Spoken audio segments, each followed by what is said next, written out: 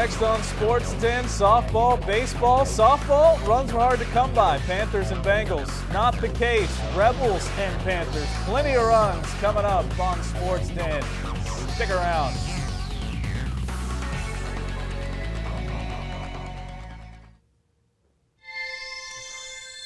Speaking of plenty of runs.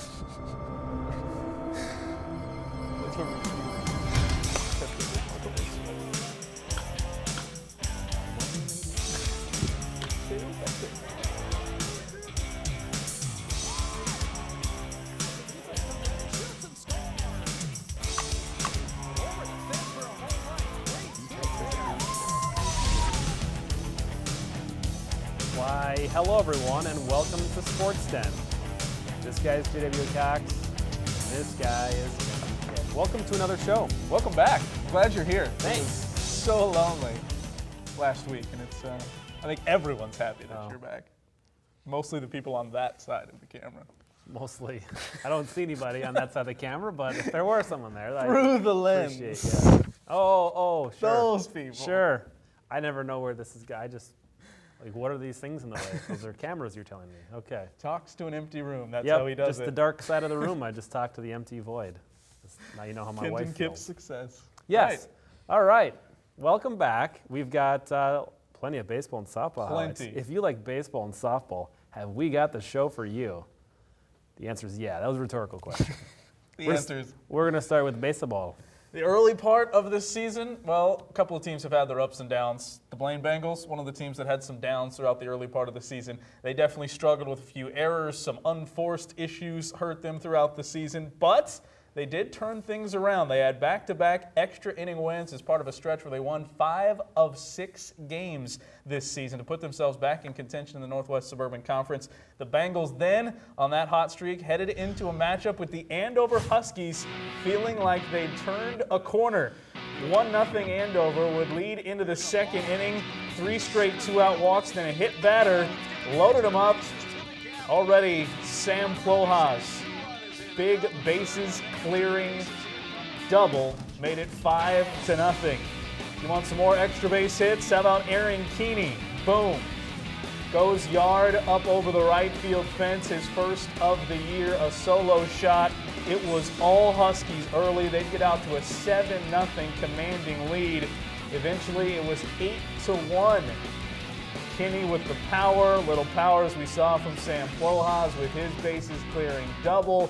Bengals did try to get back into it, so they're down 8-1 in the 5th, clawing back, and their hottest hitter of the season, Tyler Reichenborn, was going to make sure that it wouldn't be such a wide margin. Deep shot all the way to the wall, and he's got some speed, picks him up and puts him down, brings in a run to make it 8-2, and without even a cloud of dust, able to stand at third base with a triple. The next batter, Griffin Fussy. Just a single, but it gets the job done with the runner at third base, cuts the lead down to 5, but that's as close as the Bengals would get. Huskies hit early to win it 8-3. Bounce back win for the Bengals came against Robbinsdale Armstrong, so the Bengals had momentum going into their game yesterday against the Centennial Cougars. Cougars had dropped their last 2. Remember Tyler Reichenborn? Well, he was at it again. Top of the first, very first batter, a leadoff home run for Reichenborn, his second home run of the day. Just a towering shot out to left center, no doubt about it. 3 for 4, 2 runs, and RBI on the day, and an early good start for the Bengals. In fact, they'd score 3 runs over their first 3 at-bats to take a 3-0 lead, but the Cougars came clawing back. 2 on, 1 out, 2 wild pitches, gifted the Cougars their first run, then a ground out, gave them their second. That's Dylan Haugen, able to drive home the run. Puts us into the very next inning, a runner on board. Dan Stein singles sharply to tie the game at 3. Stein with the single drives home the run, and we are all tied up. More Cougars in the 5th, an intentional walk, loaded the bases, and the very next pitch got him on the elbow, 4-3 via the hit batter. So the Cougars are looking for more. They'd get 1 on a wild pitch, then Stein's at it again. Situational hitting is what they'd call it in the business. Goes up the middle, 6-3. That was enough to hold off a Blaine rally in the 7th. Cougars win that one 6-5. As take a look at the standings in the Northwest Suburban Conference. The Cougars off that win, 8-3 now, trailing the 9 wins of Maple Grove, but Totino Grace and Anoka both 8-2. Panthers are 5-5, and you see the Blaine Bengals there at 7-5. That's what we call a log jam there. An absolute logjam in the Northwest Suburban Conference, but all the teams, as mentioned, making adjustments and starting to make some runs. We saw the Blaine Bengals twice for their schedule. They've got Rochester Century coming up, Minnetonka, and also a matchup against St. Francis. Yes, and Centennial Baseball, they'll be taking on Rochester Century on Saturday, and then Monday at Champlain Park, both softball and baseball over there. We'll try to get highlights of both those games for you next week, and then taking on Coon Rapids next Monday the 13th. All right, time for some more baseball. Last Thursday night, the Spring Lake Park Panthers, they had a nice start to the season. Actually, they had a win, and they dropped some games, and they went back on a win streak, looking for 4 out of 5 as they took on Champlain Park after a loss to Blaine. And the Panthers got the bats working early. They scored 1 in the bottom of the first, then in the third, a 1-out walk plus a single and an error. That's 2-1 for Aaron Murphy. Slow ground ball for him. He shows the speed, beats the play, and the run scores 2-0 Panthers. Made it 3-0 on a double steal. One batter later, Jack Marthaler, in his first varsity start for the Panthers, faced the minimum through 3. Then the floodgates open up in the 4th. Already 2-1 with nobody out. Hard hit ball by Riley Johnson scores 1, 3-1 Panthers. Still went out, runner at third. Check it out. Great catch. Josh White, the concentration, but the runner from third tags and scores. Rebels end up scoring 5. They take a 2-run lead. Nice play by White, though, but the runner does score. Rebels get 5 in the inning. Panthers bounce right back. A runner on in the 4th. Catcher Antonio Zepeda crushes a ball to deep right.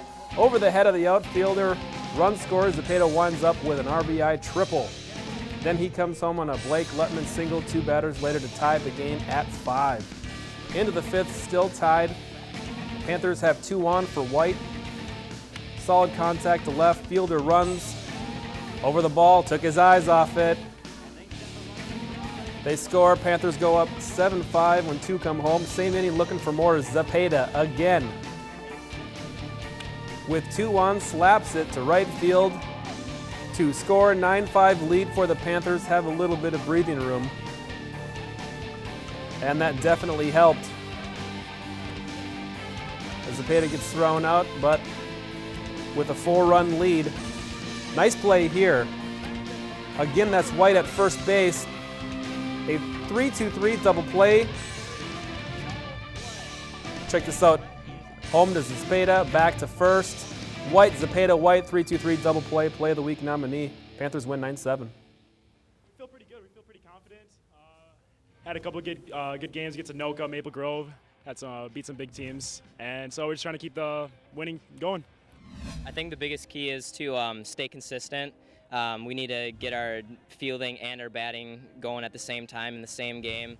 There's been games that we have good batting, bad fielding, or good fielding, bad batting. It's just we got to tie those together. Panthers looking to tie it together as kind of turn their season around from a bit of a slow start, but they'll be taking on Rogers on Friday, Monday at Osseo, a late game there, 7 p.m. under the lights, and then Wednesday at Totino Grace. Boys tennis action also heating up and heading down the stretch of the season. Sections are on the horizon, but for the Spring Lake Park Panthers, for their tennis, they'll take on Rogers starting off their final 2 matchups rather this season, then Anoka, and then their sectional matchups. Cougars finish the regular season on Monday, taking on Maple Grove, 4 p.m. match there, home meet to end the regular season for the Cougars. Last thing on the schedule for the Blaine Bengals, that's Osseo. That comes up at 4 o'clock on Monday, and then sectional play also in tennis for the Bengals. All right, trivia question time, JW. Rolling with the invention theme? Yeah, that's pretty much what our spring has been about. So we teaching you. Yeah, this is nothing if not informative. Right. Yeah. It might be nothing. If it's not that, I don't know what it is. So what do you got for us, JW? The trivia question, continuing with that theme that we've talked about, who invented tennis, the last sport that we gave the schedules for? So we've gone through lacrosse. Yep. On the other side of the break, we'll talk a little baseball. We've got Oh, yeah, golf. We also learned about golf. Don't forget that. And now, tennis. Who invented tennis? Yes. Again, shoot us an email. Let us know if you know who invented tennis. Because we want to know if you know. Because I got research to do. If you don't tell me what it is, I won't know by next week. Sportscenter at NorthMetroTV.com. Think it over. We'll be right back with more sports. Known for its vineyards and hilltop villages, Umbria is also known for its delicious tasting pizza. Made traditionally from the finest ingredients, Umbria Pizzeria will make you taste the difference, smell the love, and transport you to Italy. La cena è pronta. Dinner's ready. You might even begin to feel like an Italian. Delicioso. Umbria Pizzeria, turning taste into memories. Yes, indeed. We are back. And last week's trivia question, I believe, was who invented baseball? I wasn't here. That was the question, right? Who invented baseball? That was the question. What do you got for us? This is a debate that turned into myth, legend. even more than golf? Even more than golf. What? There were a lot of claims to golf. Wait a minute. It was long it's held. Abner Doubleday. See, that's incorrect. Doubleday. That's where doubleheaders were invented. That was Ernie Banks, I thought. Oh, no. Abner Doubleday. Just Let's Play 2. No, it wasn't Abner Doubleday. It wasn't back in the Civil War. Allegedly, it was Alexander Cartwright. The New York Knickerbockers played the first game on Hoboken's Elysian Fields back, I don't know the year. I didn't quite go that far. But Alexander Cartwright, if you got that. What year? Congratulations. I don't know. You're making this up. I'm not making it up. But yeah, that's where it was. Don't know the time. Do know the place and the person. He was a baseball scholar. Died in Hawaii eventually. Ended up in Hawaii. Don't know how that happened. I like baseball, if you can tell. You don't know when he invented the game. But I know where he But you know which island did he die on? I do not know that either. Okay. Do not know that either. That's not what's written down here. That's not what we've got here. All right, time for some track and field schedules. And starting with Spring Lake Park track, they are taking on Irondale. The Irondale Relays on Tuesday. That's at 4 p.m. And then guess what? Conference meets coming up. We're going to find out who's the best in the Northwest Suburban. It's already May. Who's the fastest? Yeah, exactly. That's why you end up with all these conference prelims. Same for Blaine. They've got to meet at Armstrong, and then conference prelims, same schedule, but different days for the boys and girls side of things. Boys coming together, but not completely together. Not quite together. Girls on Monday, conference finals at Coon Rapids. But they're making strides. Making strides. Yeah, good to see. Good to see. I didn't like when the boys and girls were split schedules. No. That was stressful. I mean, they're coming together. They're coming together. All those, what do you call them when you have people come together and talk and come on the same page? You know what that is. A meeting? A meet? No. Oh. You don't know. I don't know. Nobody here knows. Centennial Track and Field, they're wrapping up against Cambridge I-Santee, and then they've got that whole, conference stuff. It's They'll an do exciting that. time. Yep. Clearly, Kenton. Good It's times. exciting. They're going to see who runs the fastest, who throws the farthest, and other stuff. Yep, all those things plus more. Plus more. Speaking of plus more, we promised softball, we promised baseball. Now it's time for some softball. We delivered on the baseball promise so far. The Blaine Bengals softball team lost 4 of its first 5 games. That's a rough start to the season for anyone this spring, but turned things around starting in late April. They won 6 out of 9 games. That started with a 7-2 win against Irondale on the 23rd of this month. Bengals then, trying to follow that up, went on the road on a chilly Friday to take on a Coon Rapids Cardinals team that should have been right for the picking in the Northwest Suburban Conference Showdown. First, let me point out the Cardinals, they look really ready to play right there with those blankets in the huddle. Early on, already up 1-0, Mallory Stone with 2 outs. An RBI single makes it 2-0 Blaine as Taylor Frost scores. Next batter, Callie Doyle, big fly over the head of this center fielder all the way to the fence. Stone in high gear. You'll love this kid, you're a speedster. She goes first to third, the slide at the end. Bengals up 3-0 after 1/2 inning. In the second, ring it up. Bengals get Erica Winter. She's their ace. She's the heart of their staff, and she was rolling against the Bengals to make it against the Cardinals. 3 more on the board in the second for the Bengals, so they're up 6-0. Mary Pardo with the bases loaded, 2 RBI single, runners on the corners. Still, the freshman more phenom. Bengals. Kendall Rippick, I believe the announcer said, ripped it up the middle, back through the circle. Lead expands. As you see there, 10-0, trying to make it 11. Pardo comes home. This time it's Bross at the plate, driving in Pardo. 11-0 Bengals. Then we've got Erica Winter. We said she was the heart and soul of the rotation. Swinging strikeout there. She's got quite the lead. Punch out number 2 was the first one. 5 and 6 on the night, coming in the 4th inning. Number 6 to end it. By the way, it's cold, so Erica Winter wants to get out of there. So she would make sure this it is would her end season. 5.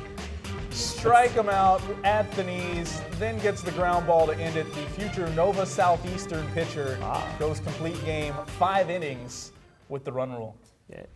Proves that you can't play softball in a snuggly. Bengals then hosting the Panthers. Scoreless in the top of the 3rd inning. Panthers put the first 2 on against Erica Winter. Next batter, short fly ball, Cassidy Chilling. A running grab to hold the runner. Same inning, now 2 outs. A single loaded the bases, but Winter wiggles from trouble with an easy ground ball off the bat of Maddie Escarica, puts it out herself. Game stays scoreless. Runs and hits hard to come by in this one. Great pitching. Bengals got the lone run of the day in the 3rd. Chilling singles to lead off. Cassidy Eppenberger drops the bunt down. Chilling digging for 3rd, draws a throw. It gets past the 3rd baseman, gets up from that cloud of dust and scores to make it 1-0. You take another look at this one. Nice hustle getting over to 3rd, causing the throw. Would have been out, but heady play there, able to get back up once she regathers herself. I think she was Gets out of the pig discombobulated. pen cloud and scores 1-0 Bengals. Controversy in the 4th. Watch this ball. Eventually, you'll see in the replay, it hits almost 3rd base there, and you take another look at it, and Back into the right left. back into the left. Back into the left. Yep, they say that it kicked left before the bag, foul ball, and Coach Lightbody disagreed, but that call stayed. And then the put out there, nice glove by Amelia Luckow.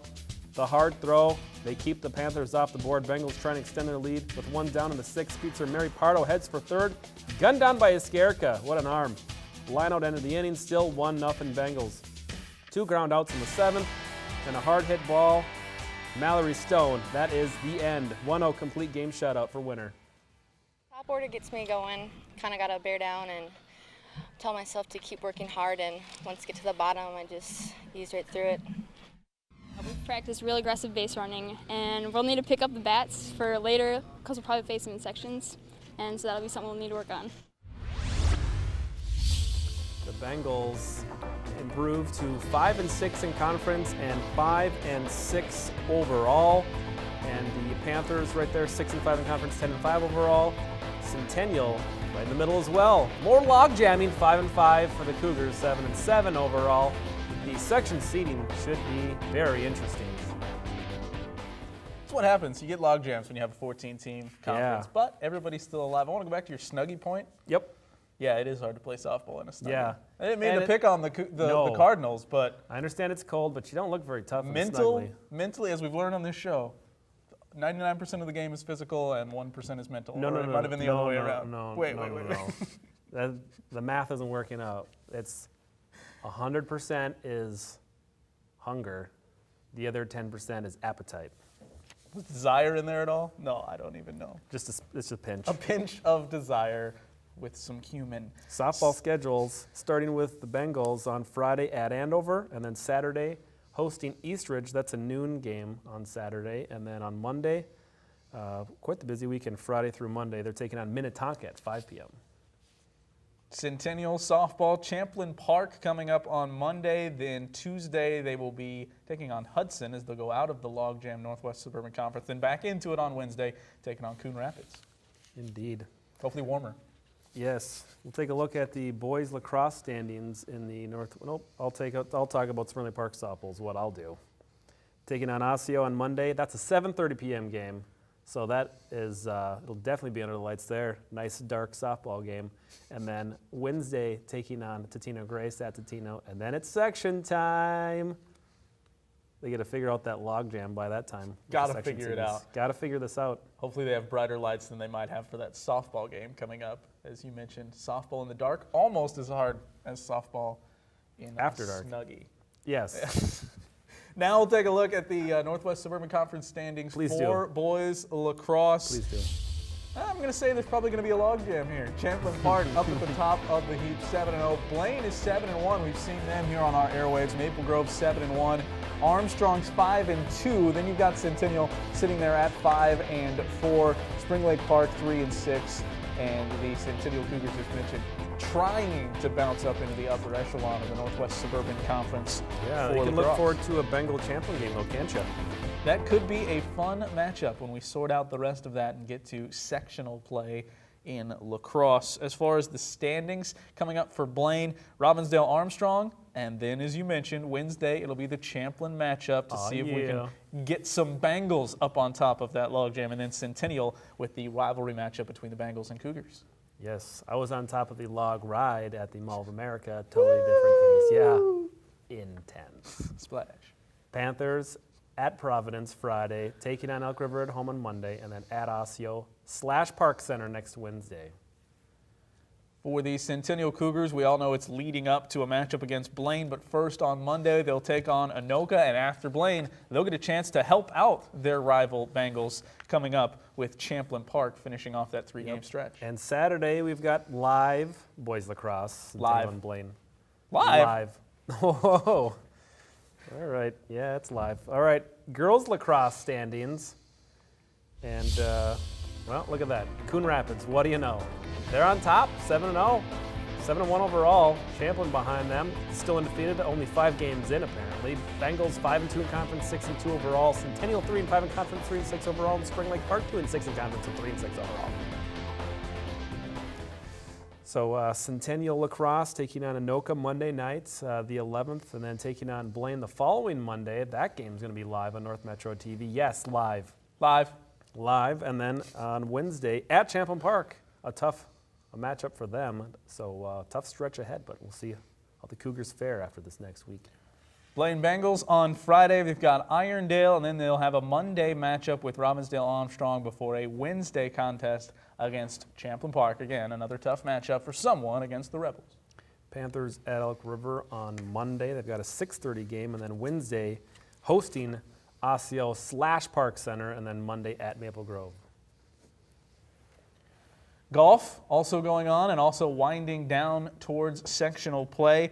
As we take a look at some of the golf schedules, first on the girls' side for Spring Lake Park, they'll have a match at Edinburgh USA Golf Course.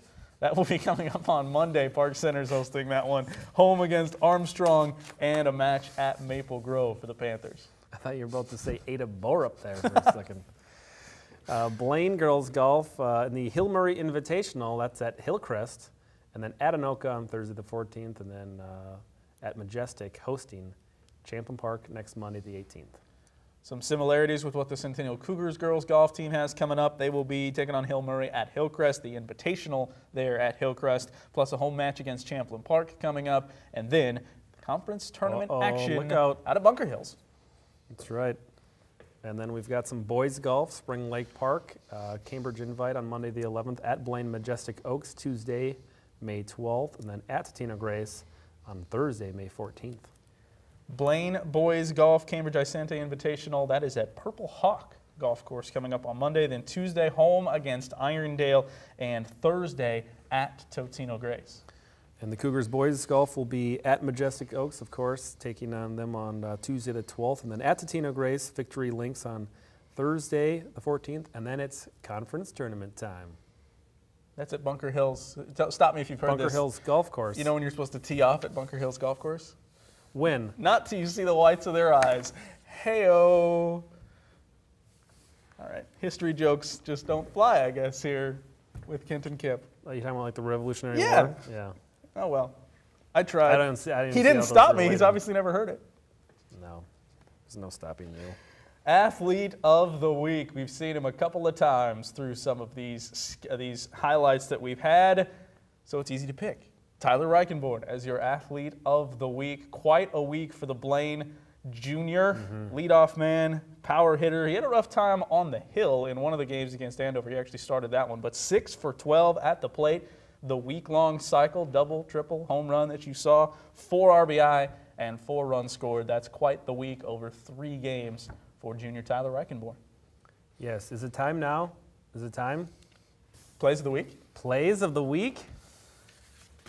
Crack that open and enjoy.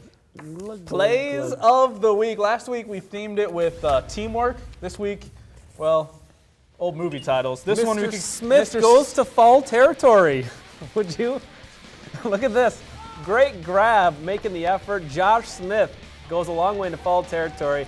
Had to take off a little bit of the extra credit there, points, because the That run could have been scored. number 1, right? If he would have doubled him up, that could have been one. Easy. Some like it at the hot corner. Ground ball down to third. Nothing like playing third base in softball. Amelia Luckow knows all about that. 4 assists in this game. None prettier than going down to a knee and firing across the diamond. That's play number 2 for Luckow. And numero uno, call first base side 3-2-3. I have no idea what That's that means. deep. More That's Josh deep. White. Big moment for the Panthers champion. Doubling him up. There's the double play from Josh White to Zepeda, back to White, 3-2-3. You gotta love that. That's how you do it, kids. That is how you do it, and that is our top play of the week. That is called Northside 777. Some people out there might have gotten that. That was by far the number 1 play and the most deep and far-fetched of our theme. Deep cuts with Deep J.W. tracks. Cox. Civil War, Jimmy Stewart movies, it doesn't matter. I don't care. All right. Speaking of, go to our website, northmetrotv.com. We don't care. I mean, wait, we have schedules on there. Nope, we don't have that either. But you can watch highlights, you can watch coaching captains, and if I ever update the schedule on there, you'll know what games we're covering. So go and support your teams. Go Bengals. Go Cougars. Go Panthers.